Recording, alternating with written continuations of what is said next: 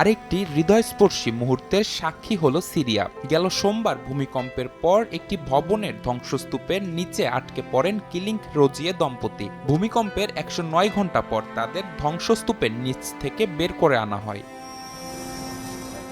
উদ্ধার কাজ শুরুর পর ধ্বংসস্তূপের নিচে উদ্ধারকর্মীরা যখন প্রাণের অস্তিত্ব টের পান, তখন যেন তাদের কাজে আরো গতি আসে। কিন্তু সময় গড়ানোর সঙ্গে সঙ্গে সেই আশা ছেড়ে দিচ্ছিলেন উদ্ধারকর্মীরা। তবে শেষ পর্যন্ত তৎপরতা চালিয়ে যান তারা। ভূমিকম্পের 4 দিনেরও বেশি সময় পর বৃহস্পতিবার রাতে কিলিং ক্রোজিয়ের খোঁজ পান উদ্ধারকর্মীরা। ওই দম্পতিকে উদ্ধারের পর আবেগ আপ্লুত হয়ে পড়েন তারা।